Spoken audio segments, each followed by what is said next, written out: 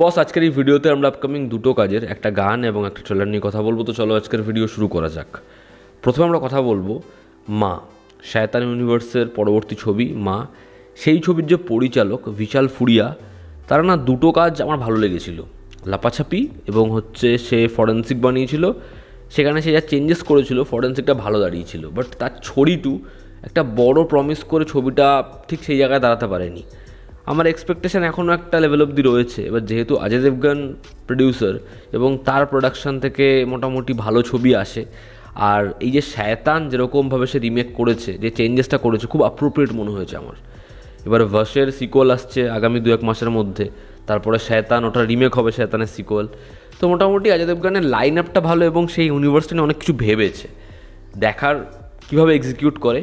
তবে এই ট্রেলারটা যেরকমভাবে স্টার্ট হয় এবং যেভাবে এন্ড হয়, ট্রেলারটা কিন্তু আমাদের একটা খুব থিন লাইন গল্পে রিভিল করছে, বাট বেশি কিছু কীভাবে করছে না। আর ট্রেলারটা না খুব ইন্ট্রিগিং, এবং মা এই বিষয়টাকে, মাকে যেরকমভাবে দেখিয়েছে, আমার মনে হয় যে সেটা না অডিয়েন্সকে সিনেমা হলে টানবে। আর একটা জিনিস খুব ভালো লেগেছে আমার, ডিরেক্টর থেকে শুরু করে প্রডিউসার থেকে শুরু করে সবার নাম যখন দেখাচ্ছে, মিডিল নেম প্রত্যেকের মায়ের নাম, ওটা খুব খুব ভালো। এবার যদি আমরা ট্রেলারে আসি, তো এই মা এবং মেয়ে, কাজল এবং যে তার মেয়ের চরিত্র অভিনয় করছে, তারা এই জঙ্গল থেকে পার্টিকুলার একটা জায়গা থেকে ফিরছে এবং তারা রাতে এক জায়গায় স্টে করে।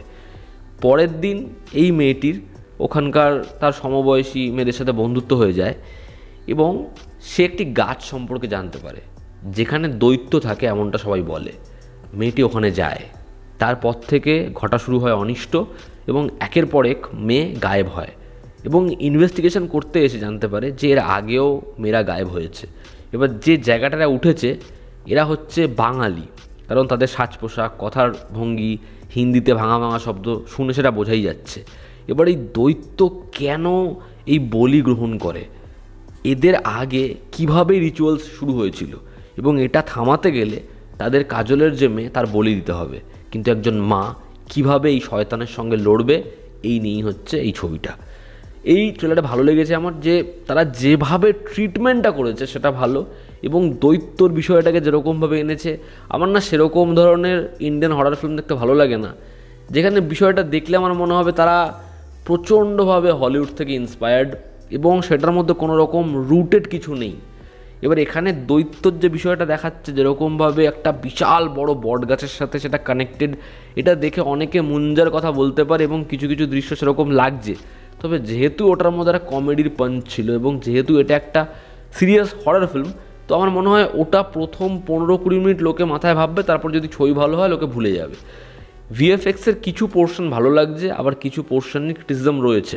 তবে পার্টিকুলার কিছু কিছু জায়গা সেগুলো ভালো লাগছে, যেমন ওই ছায়ার মধ্যে গাছের প্রত্যেকটা ডালপালা জানলাটা খুলছে, বা ওই একটা মেয়েকে অ্যাটাক করেছে, খুব ফাস্ট কাটা দেখানো হচ্ছে, মেয়েটা চিৎকার করছে, মেয়েটাকে টেনে নিয়ে যাওয়া হচ্ছে, ওই জায়গাগুলো, বা যখন কাজল চোখটা খোলে, বা একদম ডলি জুমিন হচ্ছে এবং দুটো চোখ ব্লিঙ্ক করে, ওই জায়গাগুলো না দেখতে ভালো লাগছে। ব্যাকগ্রাউন্ড স্কোরটা যেরকমভাবে আপলিফটেড হচ্ছে সেটা ভালো, এবং মায়ের ওই ডায়লগটা, যে মা আছে, ভীষণ ভীষণ ভালো।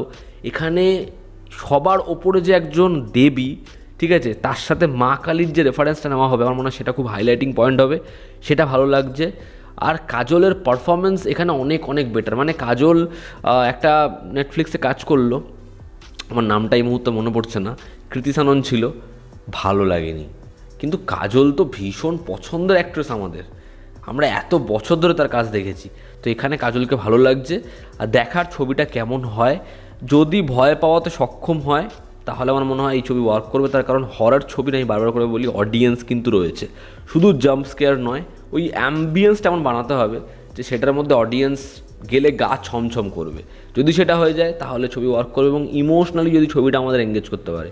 যে কারণে মুঞ্জা ওই প্রমোশনে এসে, ওই বাজেটে মুঞ্জা সুপারহিট হয়ে গেছে। দেখার যদি আর মাধবনের কোনো একটা কেমিউ থেকে যায় না, জাস্ট জমে যাবে। খারাপ কী লেগেছে, খারাপ ভিএফএক্সের কিছু পার্টিকুলার জায়গা, যেটা মানে অনেক বেটার হতে পারে। এবং যেহেতু সব ছবি এখন এত পরিমাণে ভিএফএক্সের ওপর ডিপেন্ডেন্ট হয়ে গেছে, যে কারণে আমরা ভিএফএক্সটাকে খুব সহজেই কোট করতে পারি, সেটাকে সহজেই বলতে পারি এটা ভালো না, এটা এরকম লাগছে দেখতে, যেটা নিয়ে আমার একটা সংশয় রয়েছে। এবং এই যে দৈত্যর বিষয়টা, যদি সেটা মানে আমরা যেহেতু বাঙালি, এর যে ব্যাক স্টোরি, এর যে রেফারেন্স যদি ব্রহ্মদৈত্য হয়, তো সেগুলো যদি প্রপারলি না হয় তাহলে এরকম ধরনের ছবি খুব বড় করে ব্যাকল্যাশও খেতে পারে।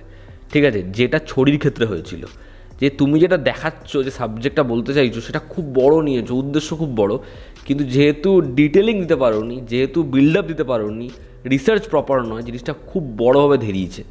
এবার এই ছবির ক্ষেত্রেও সেটা হওয়ার সম্ভাবনা রয়েছে, দেখার সেটা হয় কি না, যেটা ম্যাডকের ছবির ক্ষেত্রে প্রপারলি হয়, এবার দেখার এই ছবির ক্ষেত্রে সেটা হয় কি না। এবার যদি আমরা পরবর্তী বিষয় নিয়ে কথা বলি, সেটা হচ্ছে মৃগয়া ছবির গান, যেটার নাম হচ্ছে শোর মাচা। তো এই গানটা গেয়েছে সুনিধি চৌহান এবং গানে পারফর্ম করেছে, নেচেছে হচ্ছে সুস্মিতা। তো আমি যদি সুস্মিতার পারফরমেন্সের কথা বলি, তো সুস্মিতা খুব ভালো পারফর্ম করেছে এবং সুস্মিতাকে দেখতে ভালো লাগছে, খুব এনার্জি সে প্রোভাইড করেছে, এবং যেরকমভাবে তার সাথে শেষে সৌরভ দাসের কেমিস্ট্রি ভালো লাগে, সৌরভ দাসের ক্যারেক্টারটা যেরকম সে অঙ্গভঙ্গি করছে, যেরকম তাকে দেখতে লাগছে, এখানে সে আর ঋত্বিক চক্রবর্তী পারফরমেন্স হেভি দেবে বোঝা যাচ্ছে। ঋত্বিক চক্রবর্তী এরকম হালকা নেচে আবার সিরিয়াস হয়ে যাচ্ছে, তারা ওকে দেখতে এসছে, ট্র্যাক করতে এসছে, তো মোটামুটি একটা গ্র্যান্ডিওর রয়েছে। তবে সুস্মিতা খুব ভালো পারফরমেন্স দিয়েছে। এবার যদি গানটার কথা বলি, সুনিধি চৌহান আমার খুব পছন্দের একজন সিঙ্গার, সে গানটা ভালো গেয়েছে, গানটা শুনতে মোটামুটি ক্যাচি ভালোই লাগে, শোর মাচা পার্টিকুলার জায়গাটা ভালোই লাগে।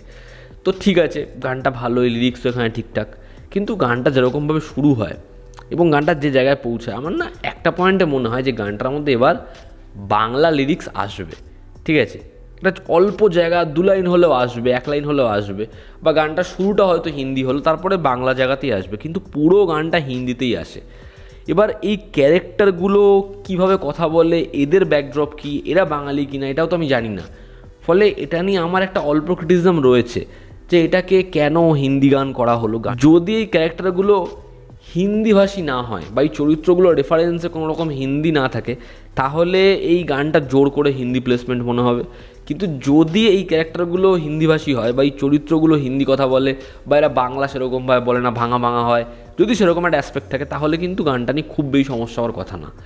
দেখার এবার, তবে যেহেতু আমি এখনও ব্যাকড্রপ জানি না, যে কারণে আমি বলবো যে গানটার মধ্যে বাংলার কিছু পোর্শন হলে, লিরিক্সে একটা লাইনও হলে বেটার হতো।